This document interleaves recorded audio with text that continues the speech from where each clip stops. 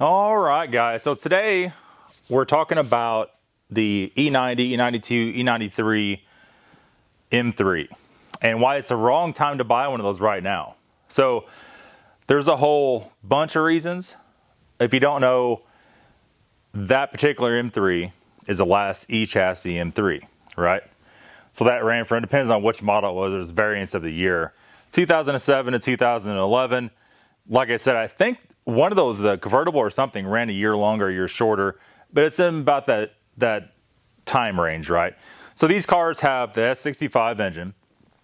S65 is the 8-cylinder version of the S85, which is in the M5. I thought I crossed them up there for a minute. So we have, what, 300 and some horsepower, almost 400 horsepower. With the M5, we have 507. So that's kind of the difference, right? You have all the same maintenance items with the S65 versus the S85. So you have the same throttle actuators, essentially the same rod bearings, just more of them on the S85. You have the idle actuators. You have a little bit different cooling system on that one, but it resembles the same cooling system. On and on and on. The intake's set up a little bit different. But you have all the same maintenance items on it, right? It's about the same cost to do rod bearings in it and all that kind of stuff. The same type water pump. Overall, not a bad engine. So since it's not a bad engine, it makes good power, the price is up.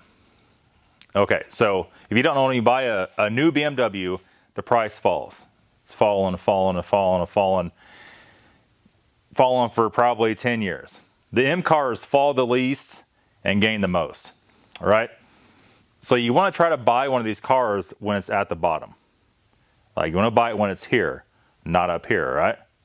Right now, an E90, E92, E93, so on, M3, they start about $15,500 for a really bad one. They go up to close to $30,000 for a really good one. Depends on what you got. At $15,500, that's a really bad one. There's one on Facebook right now. Like, you probably don't want that car, right? That's still a lot of money for that car. These were sold with two transmissions, the 6-speed and the DCT, the dual clutch transmission. Now, not to be confused with the SMG that's in the E60 M5 or the SMG that's in the E46 M3, right? So the DCT, here's where we're at with that.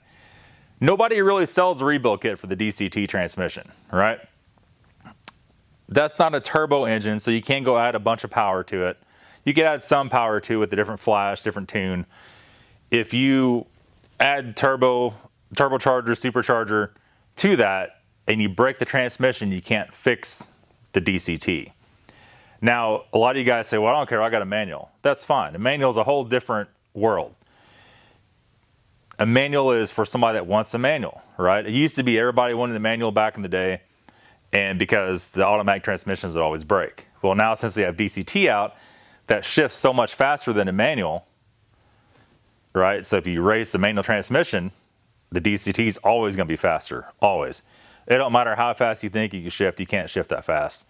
The SMG and the S85 shifts really fast at higher RPM, really fast. Not like a DCT though.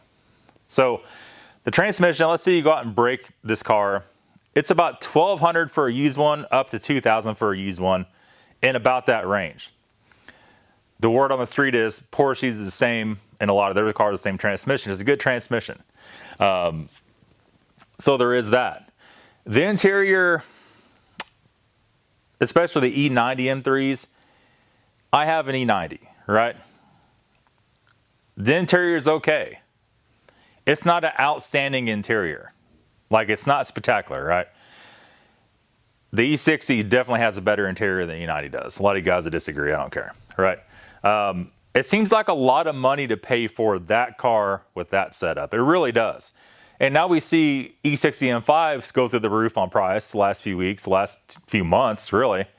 I bought mine when they're at bottom, right? I paid $7,200 or I don't remember, $7,000 or $7,200. I can't remember which it was. You can't find one anywhere in the U.S. Well, as soon as I say that, you guys will say, there's one next to my house for $400. Well, it's probably says it's an M5, but it's not an M5. Anyhow, we're getting sidetracked. It seems like a lot of money for that E90 M3. If you have a convertible, it's a little different story. You got a little more bang for your buck with that.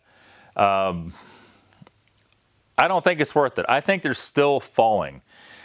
I think they're still falling because those transmission problems. I think they're still falling because it's basically E90 just like mine with a different engine, some different seats, little wider fenders, and a bump in the hood, right? Obviously, I have an M car. I know suspension's different. I know a lot of stuff's different. But driving by it, that's the difference, right? So, okay. In my opinion, you have to buy these cars when they're at the bottom. If you go pay, let's say you get a okay one. Let's say you paid 20, what's an okay one right now? 21 grand is an okay E90 M3. Like a 09, somewhere in there. Are you going to be able to sell that car anytime soon if you want to and come out ahead on it? No, you won't. You won't. You put that car for sale. It takes a very special buyer to buy that car. They're going to be offering you 13 and 14 and 12 for it. And I don't see the market being what it is right now in those cars. This video is me telling you what I would buy now, what I wouldn't buy now, right? I could go out and buy one of those right now, no problem at all. That'd be a horrible mistake. People wouldn't watch the videos. That would not be a good investment. If I had a financial advisor, he'd probably slap me right in the face, right? Now, let's go to the other side of it. If you could find one for like 10 grand, let's say you found one the DCT transmission is broken. They went to the dealer. You have to use it as leverage against you here. There's two different ways to look at it. DCT could be horrible, and it could also be your best friend. It's little too. That means you can ship it easy. Let's say you found over 10 grand, the DCT is broken. They took it to the dealership. The dealership wants $13,000 for a new DCT transmission, right? Okay, so they're not going to fix the car. It doesn't make sense to fix the car. So let's say they want even 11 grand for it. You're in the range there.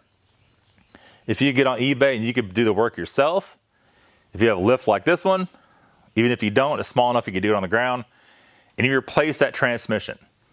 You need the software to recode it to the car, to make everything okay with it. That's not that big of a deal. Worst case, you could take it to the dealer and have them run adaptions and everything on it and do all that kind of stuff. Worst case. If you have 10 or 11 in it, you got to spend another 2 grand worst case on it. You're in at 12, 13. You're in it good. That's okay. But the moral of the story is you got to be so damn careful what you buy right now, because you end up with something you don't really want, and you're not going to be able to even remotely sell it for what you got in it. And for those of you guys buying these kind of cars with loans, if you have a loan on it, you can't sell it for what the loan payoff is, you're trapped. You're trapped in a car you don't want to be in. Be very, very, very careful of doing that. If you are going to get a loan on one of these, make sure you put enough down to where if you need to get rid of it, you get rid of it. It sucks you lose money, but the only thing that sucks worse is having something you just can't give away because it has a loan on the title. So there is that. That's going to be it, guys. Stay tuned. The 1600 is on the lift. We're doing work to it. That'll be the next video. Have a good day. We'll see y'all later.